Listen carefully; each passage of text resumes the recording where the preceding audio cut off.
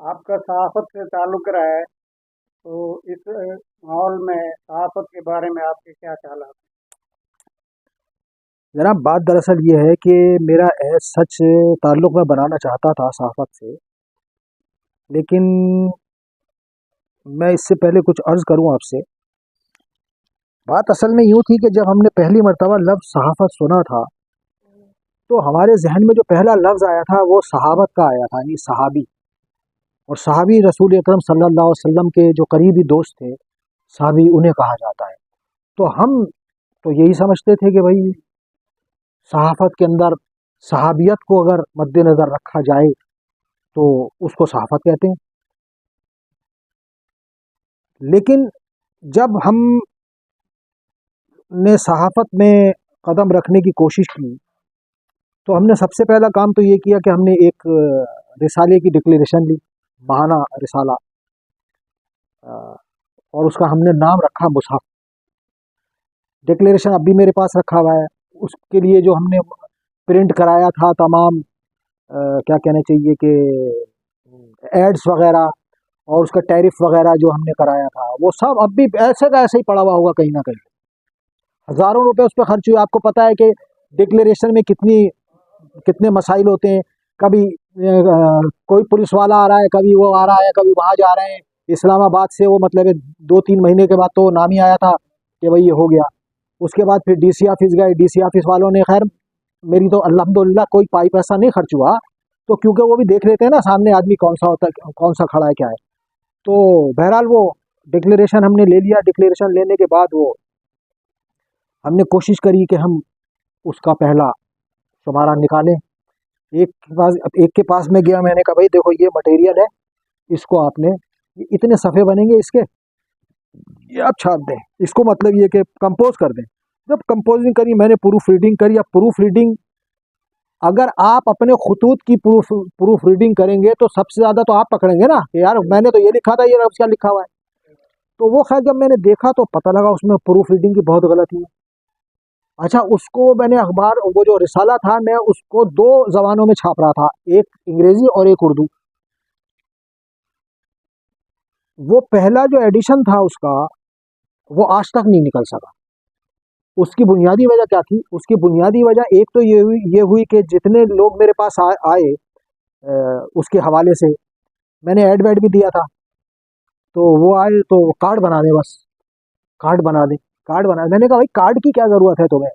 वो दरअसल देखे ना, कार्ड होता है तो फिर मतलब ये कि आदमी से गुफ्तगू हो जाती है और लोग बात मान लेते हैं। ये मैंने कहा अच्छा दे देंगे कार्ड। अल्लाह का लाख लाख शुक्र है, मैं तो अल्लाह का लाख लाख शुक्रिया अदा कर सकता हूँ कि वो रिसाला मेरा नहीं निकला। वो अगर मेरा रिसाला निकल जाता और मेरे पे सहाफ़त की छाप लग जाती, तो शायद मैं इस लायक ना होता कि आपको इंटरव्यू दे सकता यहाँ बैठ के।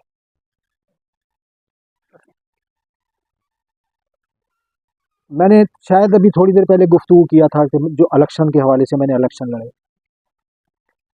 तो मेरे से वो एक साहब की कार आई मेरे पास और आके उन्होंने उससे कहा कि भाई वो क्या नाम है, जैन साहब यार कुछ सहाफ़ी हजरात आपसे मिलना चाहते हैं। मैं तो सब सहाफ़ी हजरात को जानता था। मैंने कहा आ जाओ।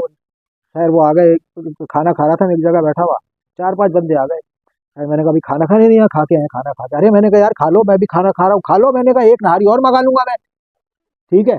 तो वो खैर उन्होंने वो नहीं नहीं करते करते भी खैर चलो उन्होंने खाया। मैंने कहा चाय मंगवाई, मैंने चाय मंगा के जब उन्होंने, मैंने कहा हाँ बोलो। कहेंगे कि ये बताएं आपके, आप जो है वो इलेक्शन क्यों लड़ना चाहते हैं? मैंने बोला भाई इसका जवाब तो दे दूंगा मैं आपको, लेकिन आप मुझे ये बताओ कि आपने मुझसे ये सवाल किस हैसियत में किया है? अच्छा साफ़ी? मैंने कहा आप साफ़ी हो? मैंने कहा तालीम बताओ अपनी क्या है। मैं बाखुदा ये बात कर रहा हूँ आपसे। मैंने कहा अपनी तालीम बताओ क्या है तुम्हारी तालीम। तो वो अनशन करने लगा, समझे। वो कहने लगा मैंने तो छः छः क्लासें पढ़ी। बाखुदा मैं आपसे ये बात कर रहा हूँ कि उसने कहा मेरे छः। मैंने कहा अबे तू दे 6 क्लासें पढ़ी हैं, क्योंकि देखे जबान तो है ना, फिसली जाती है। तो मैंने कहा तूने 6 क्लासें पढ़ी हैं, तू मेरा इंटरव्यू लेने के लिए आया है? मैं एमएनए का इलेक्शन लड़ रहा हूँ, समझे। मैंने कहा मैं एमए कर चुका हूँ, एलएलबी की डिग्री मेरे पास है। मैंने बोला और पता नहीं कितनी डिग्री है मेरे पास है। मैंने कहा तू मुझसे सवाल कर रहा है मैं इलेक्शन क्यों लड़ना चाहता हूँ।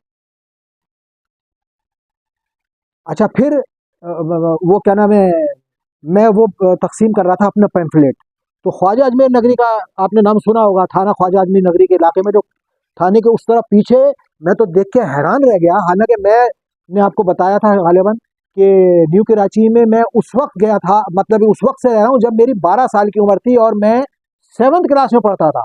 जब मैं गया वहां पे तो मैं तो देख के हैरान रह गया कि एक शहर यहाँ भी आबाद है। खैर मैं गया तो मैं अपने हाथ से पैम्फलेट बांटता हूँ हमेशा, जब अपनी कंपेन में चलाता हूँ मेरे साथ कोई बंदा नहीं होता, माइक के ऊपर मेरी तकरीर चल रही होती है और वो तकरीर में खुद लिखता हूँ और अपना तारुफ होता है मेरा, और मेरी बेटी की आवाज़ में होती है। मेरी बेटी जो है बेहतरीन मुकर्रिर है अल्हम्दुलिल्लाह, उसने क्या नाम है मेडिसन के अंदर डॉक्टरेट उसने की है, जिसके दोनों बच्चे अभी आए थे। और अल्हम्दुलिल्लाह मैं मतलब है किसी का मोहताज अल्लाह ने मुझे नहीं रखा है कि यार मैं किसी से कोई पैम्फलेट लिखवाऊँ या किसी के पास जाऊँ और जाके मैं उससे कहूँ कि भाई तू ये काम कर दे, तू ये कर। मैं सारे काम प्रिंटिंग के इसके उसके खुद बैठ के कराता हूँ सारे काम। तो बात हो रही थी सहाफत के हवाले से। सहाफत में इस वक्त सूरत हाल ये है कि हर गली के अंदर जो है ना 2 सहाफ़ी रहते हैं, और जब उनसे आप सवाल करेंगे तो उनके पास जवाब नहीं होता। मेरे पास तो खैर आता ही नहीं अब कोई, उनको पता है कि यार ये अभी 2 मिनट में एक ने मुझसे अभी यही जो 2023 का इलेक्शन था वो मुझसे कहने लगा कि आप जो है वो क्या नाम है आपके अपने इलाके में क्या हो रहा है। रात के 2 बजे सवाल कर रहा है ये मुझसे 4K की चौरंगी पे, वही जो होटल मैंने बताया था वही है ठिकाना वहाँ। तो वो क्या नाम है, मैंने कहा क्या मतलब। कहने लगे कि वो आपके इलाके के अंदर गुटखा बिक रहा है। ओहो, मैंने कहा अच्छा। मैंने कहा तू ब्लैकमेलर है, गुटके के नाम पे ब्लैकमेल कर रहा है। तो मैंने कहा तू जानता है मुझे, कहाँ रहता है तू, पहले तो मैं तू तकार से बात करनी शुरू कर देता हूँ ऐसे आदमी से, टू बी वेरी फ्रैंक। वरना मेरे लिए सब, मैं जब भी कोई आता है मैं अपने बच्चों से नहीं करता, मैं आप जनाब से बात करता हूँ। तो मैंने कहा तू ब्लैकमेलर है। मैंने कहा कहाँ रहता है तू, कब से रहता है इस न्यू कराची के अंदर। अच्छा मेरा पारा टेम्परामेंट जो है मेरा थोड़ा सा ऊपर हो जाता है फिर। मैंने कहा रहता कब से, और मैंने कहा किसने मुझे बुलाया था भैया बताओ तुम। अब वो छटपटा गया बंदा जिसने मुझे बुलाया था आवाज दे के, जैन भाई जरा यार यहाँ पे तशरीफ ले आइए। तो मैंने कहा तूने ये बात कैसे करी मेरे से। मैंने बोला जा मेरे बारे में तुझे कुछ पूछना है तो तेरा, अगर तू यहाँ की पैदावार है तो अपने बाप से पूछ मेरा नाम जाके। वहाँ पे जो है ये क्या नाम है न्यू कराची के अंदर ये जो सामने वाले सेक्टर है 11 के सेक्टर 11 में 11 न्यू कराची में 11F 11G और 11D सबसे कदीम सेक्टर है ये। काला स्कूल सबसे आखिर में बना था, क्वार्टर काले स्कूल के सबसे आखिर में बने थे, ठीक है। 5F 5D यानी काला स्कूल और 5E ये आखिर में बने।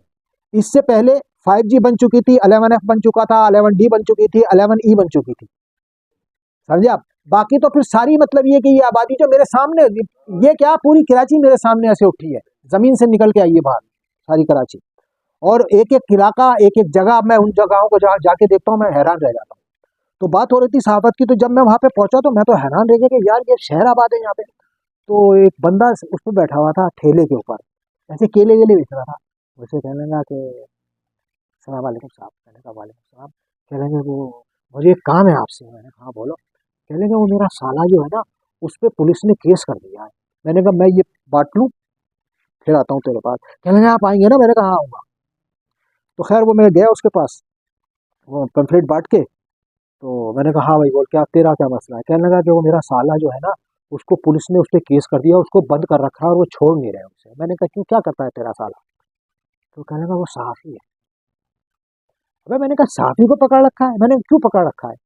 कहने लगा कि वो उन्होंने उसके ऊपर जो है ना वो उसका मंशियात का केस करके और उसको बंद कर दिया। मैंने कहा इसका मतलब ये हुआ कि तेरे साले ने पहले उनको ब्लैकमेल किया होगा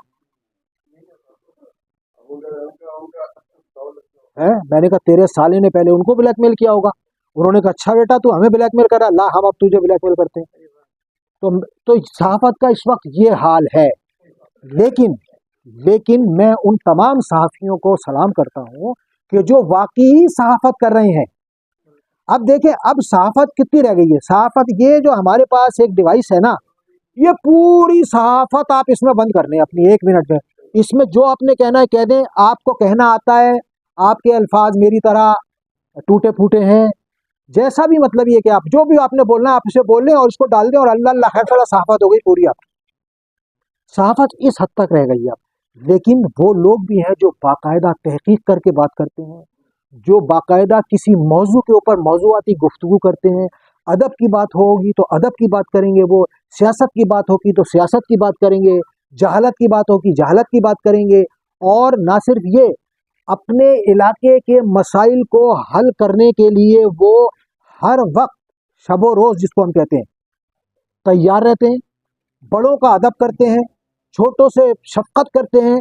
यानी जो सहाबियत जो सहाबी जो थे, यानी जो लफ्ज़ मैंने आप इस्तेमाल किया था सहाबत का, मेरे जहन में नाम मतलब ये ख्याल आया था। तो जो सहाबत करते हैं वो ये सारे काम करेंगे। और बाकी माजरत के साथ सहाफत का लफ्ज़ जो है इन सहाफ़ियों के लिए जो अपने आप को नाम नहाद सहाफ़ी जो है, जिनके पास सिर्फ एक कार्ड है, जिनके पास सिर्फ एक कार्ड है। मैंने कार्ड के लिए वो मैंने अपने कार्ड तक पे नहीं छपवाया हुआ, जो मेरा जो विजिटिंग कार्ड है उस पर कहीं नहीं लिखा हुआ जर्नलिस्ट।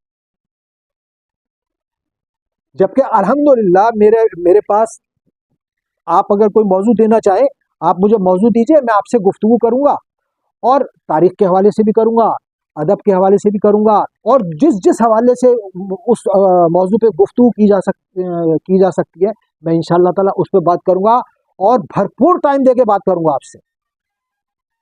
अल्लाह का बड़ा करम आसान है जी। बड़ी मेहरबानी जनाब आपकी। आइंदा इंशाल्लाह बहुत जल्द आपसे मैं फिर भी, मुलाकात होगी। अच्छा, बहुत बहुत शुक्रिया आपका। मैं सबसे पहले तो अपने जो अहमद ख्याल साहब हैं, मैं असल में मसला पता है क्या है, मैं अक्सर व बेशतर लोग मुझसे कहते हैं कि यार आप साहब कहते हो, आपकी इतनी अच्छी दोस्त, इतनी पुरानी दोस्ती। मैंने कहा भाई बात दरअसल ये है कि लफ्ज़ भाई जो है ना, वो एक ज़माने में बहुत अच्छा लगता था, एक ज़माने में बहुत अच्छा लगता था ये लफ्ज़।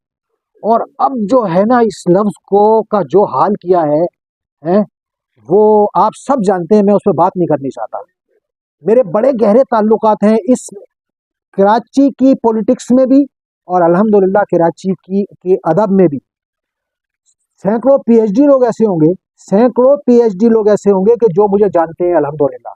जैन अफगान डॉक्टर साहब की, ये जिनका मैंने भी शौकतुल्लाह जौहर साहब का जिनका मैंने जिक्र किया, डॉक्टर साहब का पीएचडी का जो थीसिस है उस पर मुझ नाचीज़ ने गुल अफसानी करने की कोशिश की है, उस पर फ्लैप मेरा छपा हुआ है। एक और किताब है, मेरा ख्याल है शायद उसका नाम मेरे जहन में नहीं है, अभी असल में मेरे साथ थोड़ी सी ये प्रॉब्लम हो गई है, नाम मैं भूल जाता हूँ, चाहे वो किताबों के हो या मतलब दोस्तों के हो। तो इंशाल्लाह ताला आइंदा भी आपसे मुलाकात रहेगी।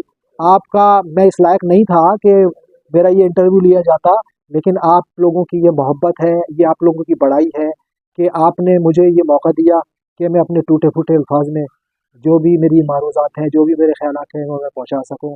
और बस मेरी आखिर में ये दुआ है कि पाकिस्तान के जो मारूज़ी हालात हैं इनमें तब्दीली आनी चाहिए, लेकिन लगता नहीं है कि इनमें तब्दीली आएगी। और ये तब्दीली उस वक्त तक नहीं आएगी जब तक इस मुल्क में मुर्दा जानवर का गोश्त बिकता रहेगा। मुर्दा जानवर खाते खाते हमारे दिल मुर्दा हो गए।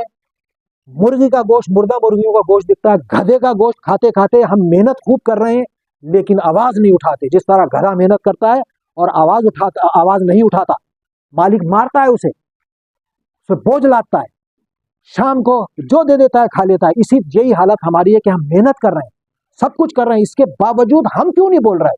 उसकी बुनियादी वजह क्या है कि हम गधे का गोश्त खा चुके हैं।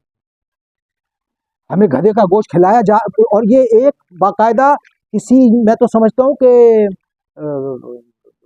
एक सोची समझी स्कीम के तहत हमें गधे का गोश्त खिलाया गया है, हमें मुर्दा जानवर का गोश्त खिलाया गया है, ताकि एक मुसलमान की हैसियत से ना हमारे अंदर हौसला रहे और ना हम सच बोल सकें और ना हम किसी जालिम के गिरेबान पे हाथ डाल सकें। अब हम नाम के मुसलमान हैं, मुर्दा जानवर खाने वाले, मुर्दा गोश्त खाने वाले और गधे की तरह मेहनत करने वाले। बड़ी मेहरबानी, बहुत बहुत शुक्रिया बड़ी मेहरबानी। आपका, बड़ी नवाजिश।